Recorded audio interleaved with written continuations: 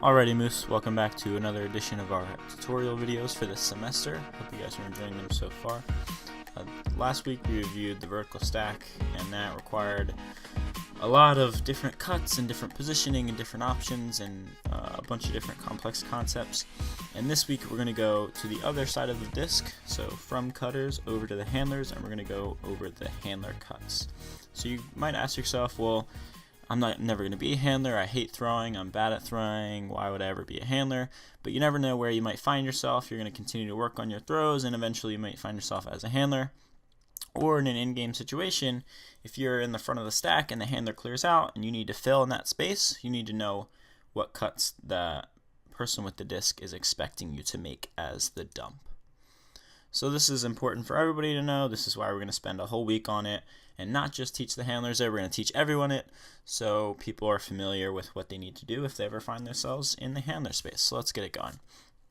So first off, to go over, when you look at the handler and what it means to look at the handler. So normally, if you are a handler yourself, you will allow yourself to stall 4 or 5.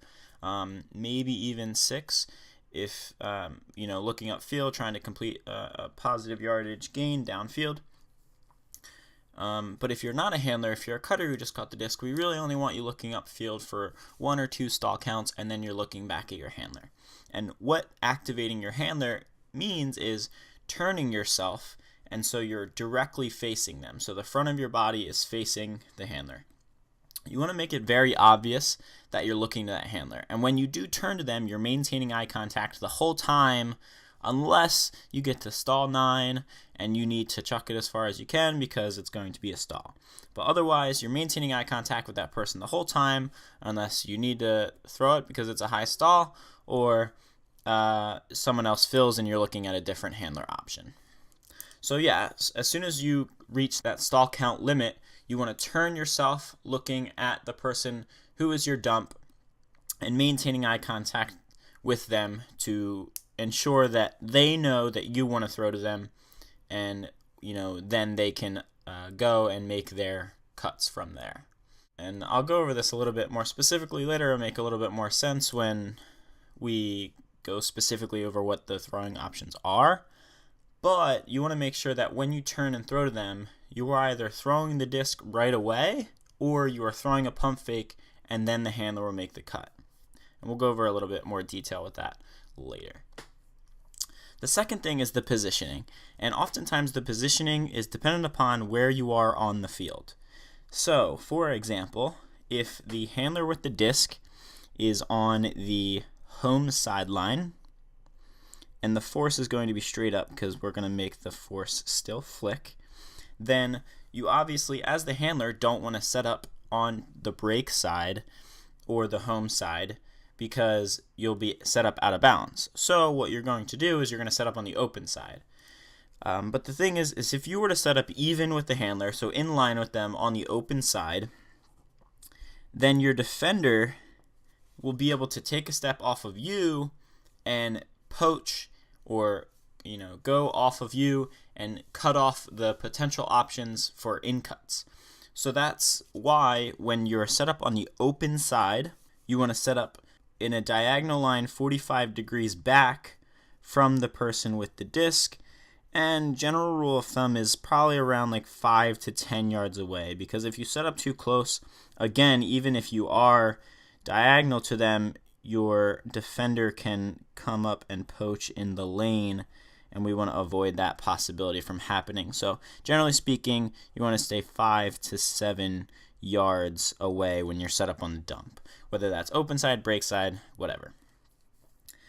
The next thing is if you are set up on the break side. So we're going to switch. The handler with the disc is going to go all the way over to the away side now. Force is still flick. Obviously, you don't want to set up 45 degrees back on the open side when the disc is on the sideline here. So you're going to set up on the break side. When you're set up on the break side, you want to be even, so in line with, or maybe just a couple steps, maybe 2 yards max in front of that person, further downfield from that person. And that'll make a little bit more sense why you do that in a second. So again, if you're set up on the break side and you're the dump, you're even with the person with the disc. And if you're set up on the open side, you're 45 degrees back, 5 to 10 yards away. I hope that makes sense to everybody. And it's pretty much arbitrary where you want to set up, right? It's what you're most comfortable with, and then where the disc is on the field. If the disc is directly in the center of the field, you can really set up either. And that's something that you can communicate with the handler that you're working with. Okay, so we're going to go back to the handler. We'll just have the disc in the center of the field. The force is flick, so forcing away.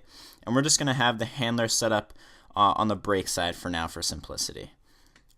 So when the handler is set up, when the dump is set up on the break side, the two options are an upline cut or an around cut. And the upline, as we've gone over in a few other tutorial videos, is just simply cutting upfield right in front of the mark, trying to beat your defender upfield.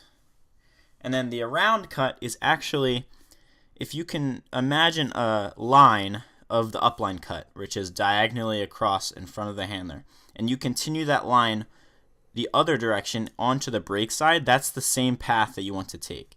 It might seem counterintuitive to go and actually be running away from the person with the disc, but when if they can throw that around, that break throw around the mark, and they can throw it over so it's fading away.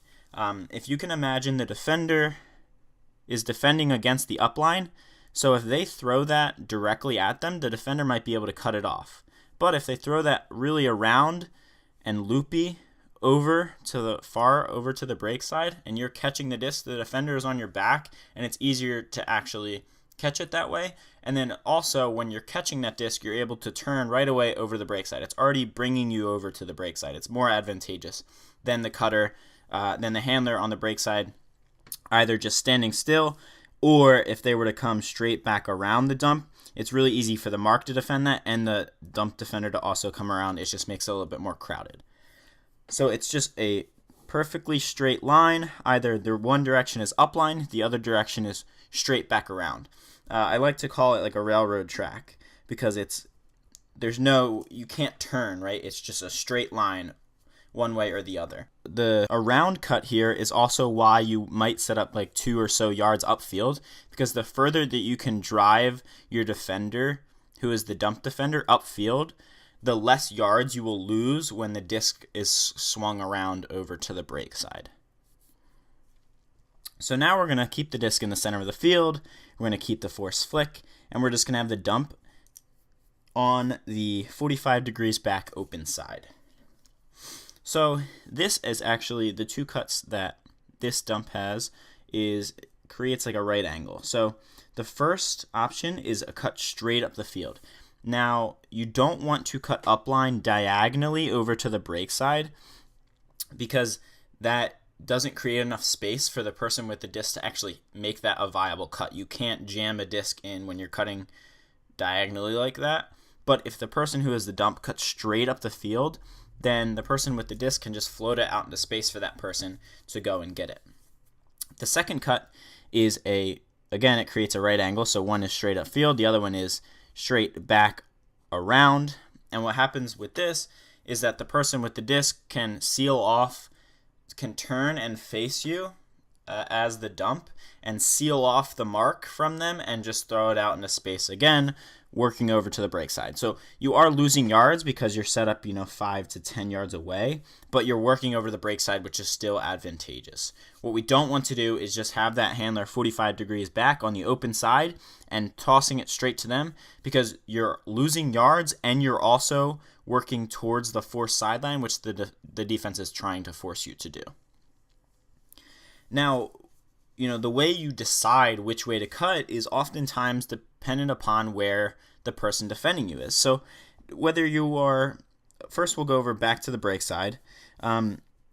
If the dump is defending against the upline, then you should easily just be able to catch the around. And when this happens, so the person with the disc will turn to you, face you, and they should recognize that the dump is playing off of you, defending against the upline, so they should just turn and throw the break throw right away. Now, if they're not comfortable with doing that, then they must turn to you, throw a pump fake, and then that will activate you. So that means that you need to start making a cut to try and get open. So maybe you need to cut upline to clear out of the space. Maybe they don't like the option. Or you need to cut straight back around and catch the around for that person. Now, if they throw the pump fake and you cut for the around and they still don't throw it, then it's really important for you to clear upline because you need to get out of that space as soon as possible so the person in the front of the stack can fill back into that space, and hopefully we can maintain possession by resetting the stall count. So again, if you're on a setup on the break side, the person is going to turn to you, and if they don't throw it right away, they should throw a pump fake to activate you, and that's when you cut in one direction. And the place that you should cut to, just make sure that you're paying attention to where your defender is. So if they're playing super up close to you, then you should be able to beat them upline. But if they're playing really far off of you, more towards the open side of the disc, then you should just be able to quickly go and cut to the break side, and then hopefully catch the disc going over the break side, and you should have some continuation out of the front of the stack. So again, deciding which cut to go to when you're set up 45 degrees back. The person who's defending you might be upfield, more in like your upline space. So when that happens, you should just go straight over to the break side and cut, straight back behind the handler, catching it over when the handler is sealing the mark off with their turning and sealing off the mark. Or if the defender's playing super up close to you, you should just be able to sprint straight up field. It's a pretty unpredictable cut. And hopefully there won't be any in cuts coming from the back of the stack at that point, so you can just run out into space and catch the disc in stride. Okay, that's basically all of the basics that I have for the handler cuts. It'll make hopefully a little bit more sense when we can run through it in person, but the goal here is just to be sure that I'm setting a nice base for you guys, and so you're not completely foreign to the terminology and the idea of the handler.